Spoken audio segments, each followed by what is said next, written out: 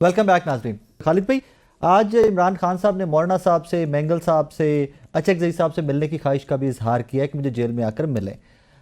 Is it the way out कि अब grand opposition बने या कोई ग्रैंड इस तरह का कोई मामला आगे चले? अपोजिशन का एक तो आपको जो आप आईने तहफ़्फ़ुज़ पाकिस्तान मूवमेंट थी, अचकजई उसको लीड कर रहे थे, एक ऑलरेडी एग्जिस्ट करता है। जेयूआई उसमें नहीं शामिल है। जेयूआई अब उन्होंने मौलाना साहब को भी क्योंकि जेयूआई जो है कि उसके जो ये मदरसा रजिस्ट्रेशन बिल के हवाले से जो तहफ़्फ़ुज़ात थे और जो बाकी अमूमी सूरत हाल है उसमें क्योंकि जेयूआई उस पोजीशन पे आ चुकी है जो वो कह रही है कि हम भी लॉन्ग मार्च और इस्लामाबाद के ऊपर धावा। लेकिन कामरान साहब की स्टेटमेंट बाद में आ गई ना कि मामला क्लियर हो जाएंगे हमारे पे। वो यही समझते हैं कि जैसे ज्वाइंट सेशन अब कॉल की भी समरी की थी 17 को होना है या होना है, इसका अगर मामला हल हो जाते हैं तो बेहतर है। ठीक है।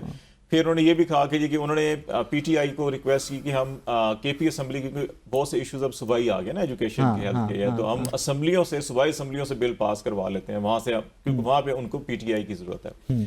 तो अब जेयूआई को पीटीआई की जरूरत है, पीटीआई को पहले जेयूआई की जरूरत थी, अब दोनों एक दूसरे की जरूरत है। तो उस तनाजुर के अंदर आप इन हालात को देखें तो ये सारी अपोजिशन अगर इकट्ठी होती है, वो कहते हैं कि अच्छा ठीक है बात करने के लिए। उन्होंने वैसे बाय द वे जब अक्टूबर की अनाउंसमेंट की थी कॉल की, उस टाइम भी कमेटी बना दी थी, ये कमेटी अगर बात करना चाहते हैं कर लें, ये हमारी डिमांड्स हैं। अभी भी जब उन्होंने कहा, उन्होंने कहा जी ये 2 डिमांड्स हैं हमारी और ये कमेटी है, आप देख लें कि इसके ऊपर आप आ जाएं, बैठ के बात करना चाहते हैं तो ये लोग हैं, इनसे बात कर लें, नहीं करना चाहते तो फिर हम ये अनाउंस करेंगे। मेरा ख्याल है ये रवैया हुकूमत को ये एहसास करना चाहिए कि अपोजिशन, ये पहली बार हो रहा है कि जहां अपोजिशन अनाउंस कर रही है कोई भी अपना प्लान, उसके साथ पैरेलल आपको मौका भी दे रही है कि बात करना चाहते हैं तो बात भी कर लेंगे। कल भी हम सॉरी हम कटिंग है, लेकिन हम माजी में आप और मैं, हम सब लोग ये सारे इंक्लूडिंग फवाम सब बात करते हैं कि हुकूमत बार बार कहती थी बैठो यार बात कर लो, मुज़ाकरात कर लो। हुकूमत तहरीक इंसाफ कह रही सिर्फ एस्टैब्लिशमेंट से बात करेंगे।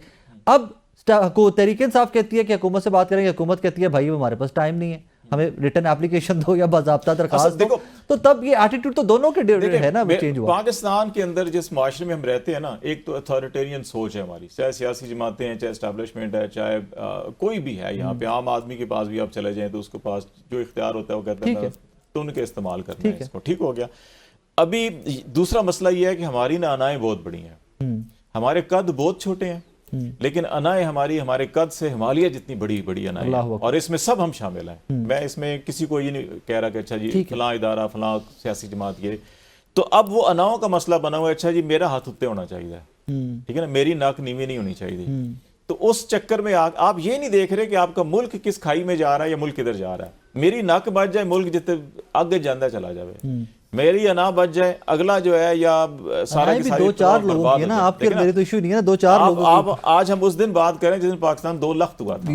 क्या सीखा हमने? हम आज भी 70 के इलेक्शन के नतायज को देखें, 2024 के इलेक्शन के नतायज को देखें, उसके बाद एक पार्टी को आपने बैन किया, आजाद डिक्लेयर कर दिया, कोई नहीं हुआ। आज भी आप एक पार्टी को खत्म करके कहते हैं सब आजाद हैं, तो हमने तो सीखा कुछ भी नहीं है ना। इसी वजह से कि हमारी अनाएं हमसे बहुत बड़ी हैं और वो ब्लड में चली आ रही है ना। जी हाँ। फरबा, ये जो 3-4 लोगों की बात कर रहे थे, मौलाना फजलुर रहमान साहब, अचकजई साहब, मेंगल साहब, अगर इमरान खान साहब से उनकी मुलाकात हो जाती है, पाकिस्तान तहरीक इंसाफ के तमाम लोग इकट्ठे कोई ग्रैंड अलायंस बना लेते हैं, is it going to be tough for the government? को बड़ा चैलेंज हो सकता है कि सबका इकट्ठे होना गवर्नमेंट के लिए? मैं इस सवाल के जवाब से पहले कुछ थोड़ा सा ऐड करना चाहूंगी। देखिए, अगर सब इंडिकेटर्स पॉजिटिव जा रहे हैं, आपके मुल्क में सरमायाकारी बढ़ना शुरू हो जाए, आपके मुल्क में जो ग्राफ है महंगाई का वो नीचे आना शुरू हो जाए, आपकी एक्सपोर्ट्स बेहतर होना शुरू हो जाएं किसी के भी आशीर्वाद से, तो मेरा नहीं ख्याल बनता कि फिर आप ये कहें कि जी बहुत कियोस है मुल्क में। फिर कियोस सिर्फ एक जमात के लिए ही है। उसको देखना पड़ेगा कि अब वो गवर्नमेंट कैसे टैकल करती है। कमिंग टू दैट क्वेश्चन, देखिए मौलाना फजल रहमान साहब मुझे तो पाकिस्तान तहरीक इंसाफ के साथ चलते हुए या एहतजाज करते हुए नजर नहीं आते।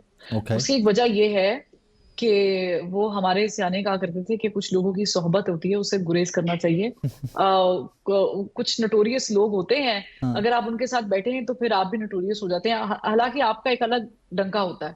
तो मौलाना फजल रहमान साहब भी कभी भी नहीं चाहेंगे कि वो उस सफ में शामिल हो जाएं जिस सफ में पाकिस्तान तहरीक इंसाफ है। ये जो मदारस बिल से मुतल्लिक जो इस वक्त सारा कुछ चल रहा है, ये भी एक टैक्टिक है to handle that power, street power of Maulana फजल रहमान साहब, जो हमने वक्तन पर वक्तन देखी है, ताकि बहुत सारी चीजें रेगुलर हो जाएगी। अब क्या डिटेल में जाना, आप भी जानते हैं, मैं भी जानती हूँ। तो कोशिश तो की जा रही है, लेकिन मुझे लगता है कि गवर्नमेंट मौलाना फजल रहमान को लूज नहीं करेगी, और ये सब कुछ होने से पहले उनकी कोशिश होगी कि वो किसी ना किसी तरीके से मौलाना फजल रहमान को ऑन बोर्ड ले लें, जो उनकी बॉडी लैंग्वेज भी नजर आ रही है, जो उनके बयानात भी हैं। लेकिन अगर गवर्नमेंट मुकम्मल तौर पे उनको अपने साइड पे नहीं कर पाती है, तो फिर कोई ऐसा पोर्शन जरूर छोड़ेगी कि मौलाना फजल रहमान पीटीआई के साथ ना जा सके। उसकी एक बड़ी वजह यह है कि मौलाना फजल रहमान साहब के पास बहुत बड़ी स्ट्रीट पावर है और पीटीआई के पास बहुत बड़ी फैन फॉलोइंग है। और इस वक्त जो उनके साथ मजालिम हुए हैं वो भी ऑन रिकॉर्ड हैं। कुछ चीजें उनको माननी चाहिए और कुछ चीजें उनके साथ ज्यादती हो रही है, ये हम भी मानते हैं। तो ये मिल मिला के एक बहुत बड़ा समुंदर जो है, या यूं कह लूं सैलाब गवर्नमेंट के लिए आ सकता है, जो कि बल्कि गवर्नमेंट के लिए भी नहीं आ सकता, ये रियासत के लिए थोड़ा सा चैलेंजिंग हो सकता है। तो उसमें मेरा नहीं ख्याल बनता कि फिर इतने लेवल पे क्रश करने की पॉलिसीज भी सामने आएंगी। तो उससे पहले ही मौलाना फजल रहमान साहब को राम कर लिया जाएगा, या उनकी मंशा के मुताबिक जो जो चीजें वो चाहते हैं उस तरीके से कर ली जाएंगी, या फिर कोई एक मयानी रास्ता निकाल लिया जाएगा जिससे दोनों फरीकैन के बीच में बाहमी ताल्लुकात खराब ना हो और पीटीआई से बचा लिया जाए मौलाना फजल रहमान साहब। Parwaz, thank you very much for time. Khalid Jamil साहब, बहुत शुक्रिया आपके वक्त का। नाज़रीन, आज का इस दुआ इसके साथ इजाज़त दीजिए कि कभी पाकिस्तान की तारीख में 16 दिसंबर रिपीट ना हो। जिस तरह मैंने ओपनिंग में कहा था, ये वो दो जख्म हैं जिनको हमें भरने नहीं देना चाहिए। भरने सिर्फ एक चीज़ के लिए नहीं देना चाहिए कि अगर जख्म भर जाए तो दोबारा से कभी वैसा जख्म मिलने का, उसका इम्पैक्ट और उसका दर्द भूल जाए तो दोबारा भी वैसे जख्म मिल सकते हैं। और अगर हम उनको भरने ना दें तो वैसा जख्म दोबारा नहीं मिलेगा। हम क्यूरियस रहेंगे, हम कॉशियस रहेंगे, हम केयरफुल रहेंगे। इस दुआ के साथ आज के शो से इजाज़त दीजिए कि मौलाना का इत्तेहाद पीटीआई के साथ बने, मौलाना का इत्तेहाद गवर्नमेंट के साथ मौलाना चले जाएं, पाकिस्तान तहरीक इंसाफ सिविल नाफरमानी लेकर आए ना लेकर आए, मेरा मुद्दा, मेरे मुल्क के लोग, मेरी कौम, ये मुल्क है।